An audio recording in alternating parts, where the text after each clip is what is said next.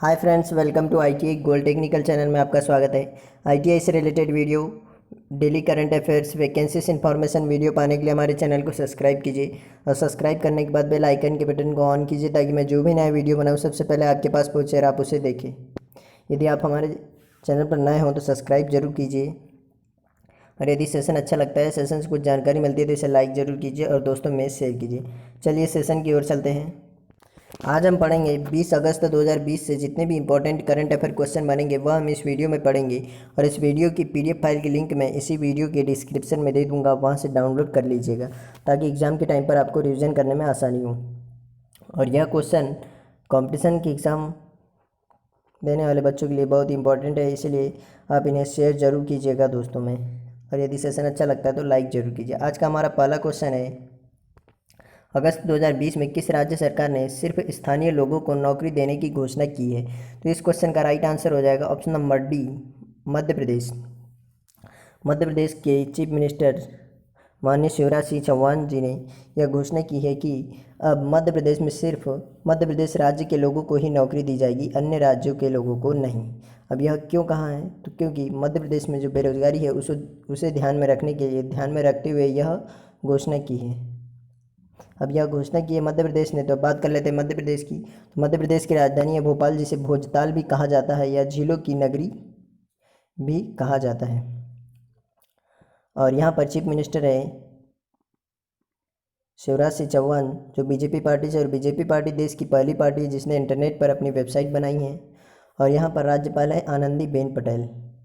और जीवन अमृत योजना भी मध्य प्रदेश में ही प्रारंभ की गई थी, जिसके तहत लोगों को त्रिकूट चूर्ण दिया जा रहा था जिससे कि इम्यूनिटी सिस्टम स्ट्रॉन्ग किया जा सके। और जीवन शक्ति योजना भी मध्य प्रदेश में ही प्रारंभ की गई थी, जिसमें महिलाओं को 100 मार्क्स बनाना था, 1 मार्क्स के उन्हें 11 रुपये दिए जा रहे थे, जिससे कि उनकी जीवन यापन भी चल सके और मास्क भी बनाए जा सके। इसे जीवन शक्ति योजना नाम दिया गया था। उसके बाद में चरण पादुका योजना प्रारंभ की गई थी, जिससे कि जो प्रवासी अपने प्रदेश वापस लौट रहे थे उन्हें चप्पलें प्रोवाइड की जा सके, जो पैदल जा रहे थे उन्हें। और इसके बाद में संकल्प योजना प्रारंभ की गई थी, जिससे कि घर में बूढ़े बुजुर्गों का ध्यान रखा जा सके। संबल योजना भी प्रारंभ की गई थी मध्य प्रदेश में ही। तो इस क्वेश्चन का राइट आंसर है ऑप्शन नंबर डी। यह एक अहम और ऐतिहासिक फैसला लिया गया है मध्य प्रदेश सरकार द्वारा।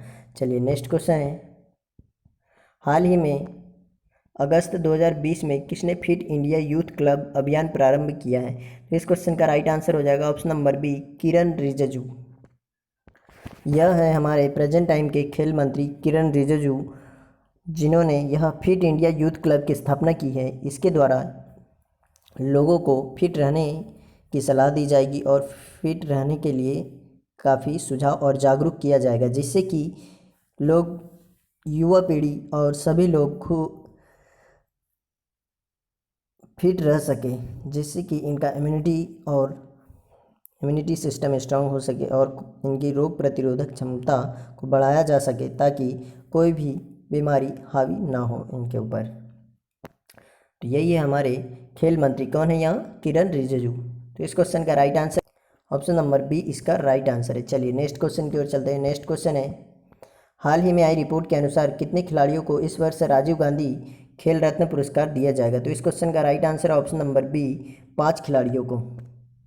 यही वह खिलाड़ी है जिन्हें इस वर्ष राजीव गांधी खेल रत्न पुरस्कार दिया जाएगा। यह है रोहित शर्मा जी, जो क्रिकेट खेलते हैं, और यह है मरियप्पन थंगवेलु, जो पैरा एथलीट है, और यह है हमारी हॉकी प्लेयर रानी रामपाल, और कुश्ती प्लेयर है एक विनेश फोगाट, और यह है मनिका बत्रा टेबल टेनिस। इन 5 खिलाड़ियों को इस वर्ष का राजीव गांधी खेल रत्न पुरस्कार दिया जाएगा। तो इस क्वेश्चन का राइट आंसर है ऑप्शन नंबर बी इसका राइट आंसर है। कौन कौन है? पहले तो मनिका बत्रा, दूसरा है रोहित शर्मा, तीसरा रानी रामपाल, चौथा है मरियप्पन थंगवेलु, और 5वें नंबर पर है कौन?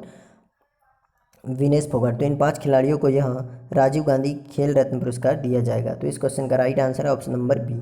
चलिए नेक्स्ट क्वेश्चन की ओर चलते हैं। नेक्स्ट क्वेश्चन है, हाल ही में किसने one sun one world one grid योजना प्रारंभ करने की घोषणा की है? इस क्वेश्चन का राइट आंसर है ऑप्शन नंबर ए। प्रधानमंत्री नरेंद्र मोदी ने यह योजना प्रारंभ की है, one sun one world one grid.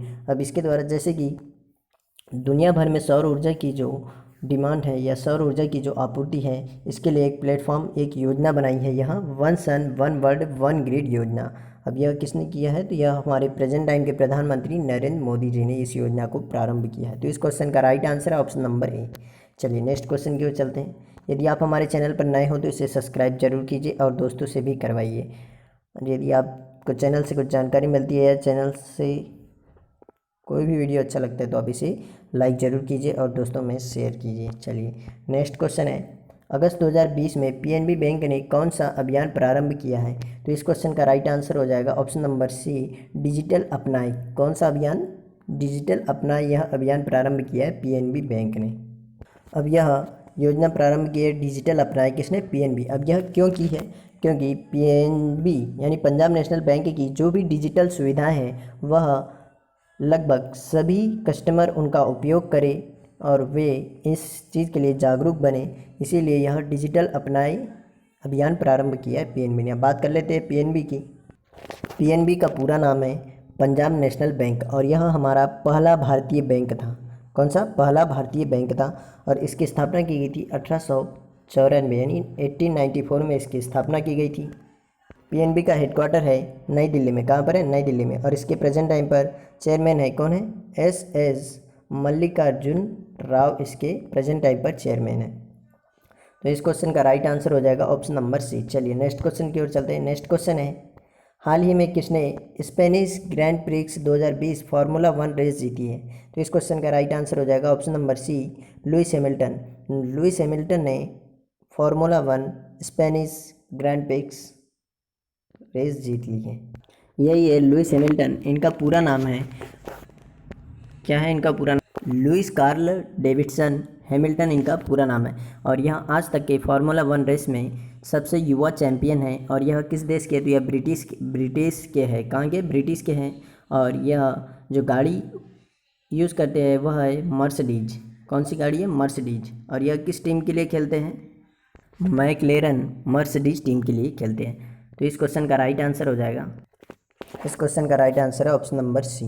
चलिए नेक्स्ट क्वेश्चन की ओर चलते हैं। नेक्स्ट क्वेश्चन है, हाल ही में मेघालय के नए राज्यपाल के रूप में किसे नियुक्त किया है? तो इस क्वेश्चन का राइट आंसर हो जाएगा option number B, Satyapal Malik. Satyapal Malik को मेघालय का नया राज्यपाल नियुक्त किया है। और इन्होंने किसकी जगह ली है? तो तथागत राय की जगह ली है। और अभी तक सत्यपाल मलिक थे गोवा के राज्यपाल थे और इनको अब मेघालय के राज्यपाल का प्रभार दे दिया गया है। और भगत सिंह कोश्यारी है महाराष्ट्र के राज्यपाल, जो अब गोवा राज्य के राज्यपाल का अतिरिक्त प्रभार भी संभालेंगे। अब बात कर लेते हैं मेघालय की। तो मेघालय की राजधानी है शिलोंग। मेघालय की राजधानी क्या है? मेघालय की राजधानी शिलोंग है। और यहाँ पर चीफ मिनिस्टर है कॉनराड संगमा और अब नए राज्यपाल बन गए हैं सत्यपाल मलिक। तो इस क्वेश्चन का राइट आंसर हो जाएगा ऑप्शन नंबर बी। चलिए नेक्स्ट क्वेश्चन की ओर चलते हैं। नेक्स्ट क्वेश्चन है, हाल ही में ग्वालियर चंबल एक्सप्रेसवे का नाम बदलकर किसके नाम पर रखने की घोषणा की है? तो इस क्वेश्चन का राइट आंसर हो जाएगा ऑप्शन नंबर सी, अटल बिहारी वाजपेयी। अटल बिहारी वाजपेयी के नाम पर ग्वालियर चंबल एक्सप्रेसवे का नाम रखा गया है। अटल बिहारी वाजपेयी जी हमारे देश के पूर्व प्रधानमंत्री थे, जिनकी अभी हाल ही में दूसरी पुण्यतिथि मनाई गई है। 16 अगस्त 2018 को इनका देहांत हो गया था। और यह बीजेपी के पहले अध्यक्ष रहे हैं और 1998 से लेकर 98 से लेकर 2004 तक यह भारत के प्रधानमंत्री रहे हैं। और इन्हीं के समय में परमाणु बम परीक्षण किया गया था। तो इस क्वेश्चन का राइट आंसर है ऑप्शन नंबर सी, अटल बिहारी वाजपेयी। और यह एक बहुत ही अच्छे कवि भी थे और अपनी कविताओं के माध्यम से भी इन्होंने कई बार भाषण दिया है। यदि आप हमारे चैनल पर नए हो तो इसे सब्सक्राइब जरूर कीजिए और दोस्तों से भी करवाइएगा। यदि सेशन अच्छा लगता है, सेशन को जानकारी मिलती है तो इसे लाइक जरूर कीजिए, दोस्तों में शेयर कीजिएगा। नेक्स्ट क्वेश्चन है, हाल ही में सेबी का नया कार्यकारी निदेशक किसे नियुक्त किया? तो इस क्वेश्चन का राइट आंसर हो जाएगा option number D, GP Garg. GP Garg को सेबी का नया कार्यकारी निदेशक नियुक्त किया है। यही है जीपी गर्ग जी, जिनको अभी सेबी का नया कार्यकारी निदेशक नियुक्त किया है। सेबी का पूरा नाम है stock exchange board of India. इसे हिंदी में कहते हैं भारतीय प्रतिभूति और विनिमय बोर्ड। इसकी स्थापना की गई थी सन 1988 में। कब? 1988 में इसकी स्थापना की गई थी, लेकिन आधिकारिक तौर पर इसे मान्यता मिली थी 1992 में, यानी 1992 में। और इसका हेडक्वार्टर है महाराष्ट्र के मुंबई में इसका हेडक्वार्टर है। और इसके प्रेजेंट टाइम पर अध्यक्ष है अजय त्यागी जी। कौन है? अजय त्यागी जी। और इसके अब कार्यकारी निदेशक बन गए हैं जीपी गर्ग। तो इस क्वेश्चन का राइट आंसर है ऑप्शन नंबर डी, इसका राइट आंसर है। चलिए नेक्स्ट क्वेश्चन की ओर चलते हैं। हाल ही में किसने एनआरए को मंजूरी दी है? तो इस क्वेश्चन का राइट आंसर हो जाएगा ऑप्शन नंबर बी, केंद्र सरकार। केंद्र सरकार ने अभी हाल ही में एनआरए को मंजूरी दी। अब यह एनआरए क्या है? यानी कि नेशनल रिक्वायरमेंट एजेंसी।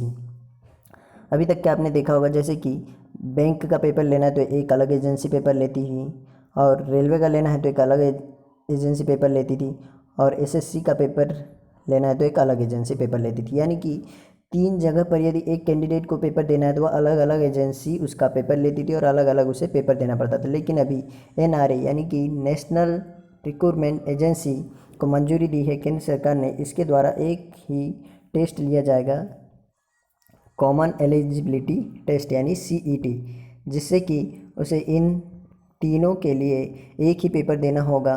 पहले तो एक कॉमन एलिजिबिलिटी टेस्ट देना होगा जो 3 साल के लिए वैलिड रहेगा, यानी कि उसकी मान्यता रहेगी 3 वर्ष के लिए।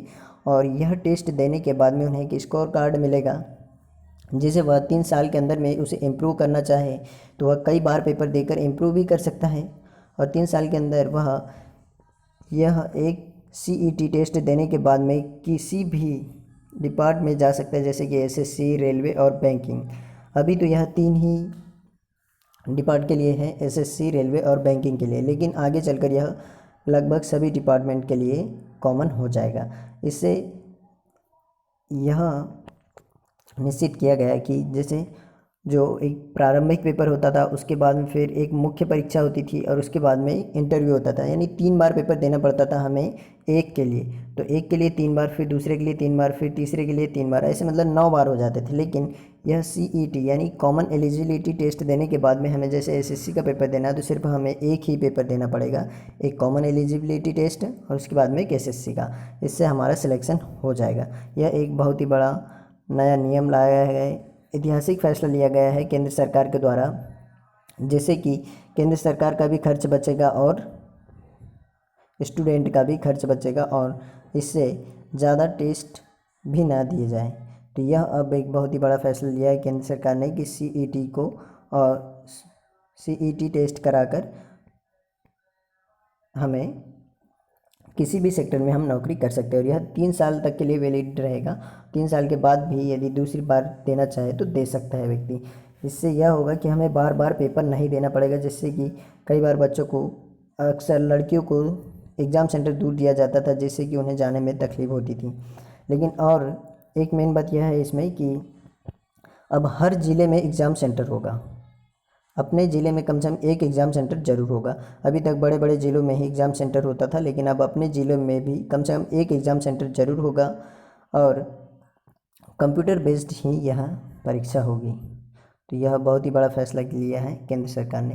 तो इस क्वेश्चन का राइट आंसर है ऑप्शन नंबर बी। आज का सेशन यहीं समाप्त होता है। और अभी हाल ही में केंद्र सरकार ने एमएसएमई यानी मानव संसाधन विकास मंत्रालय का नाम बदल कर रखा है शिक्षा मंत्रालय। और अभी शिक्षा नीति में भी बहुत बड़ा बदलाव किया है, और अब यह नौकरियों के लिए भी बहुत बड़ा बदलाव किया गया है। तो इस क्वेश्चन का राइट आंसर हो जाएगा ऑप्शन नंबर बी। यदि आप हमारे चैनल पर नए हों तो इसे सब्सक्राइब जरूर कीजिएगा और दोस्तों से भी करवाइए। यदि सब्सक्राइब कर लिया है तो बेल आइकन को ऑन कीजिए, ताकि मैं जो भी नया वीडियो बनाऊँ सबसे पहले आपके पास पहुँचे और आप उसे देखें। यदि आपको सेशन से कुछ जानकारी मिलती है, सेशन अच्छा लगता है तो इसे लाइक ज़रूर कीजिएगा और दोस्तों में शेयर कीजिए। थैंक यू दोस्तों वॉचिंग फॉर माय वीडियो। मिलते हैं नेक्स्ट सेशन में।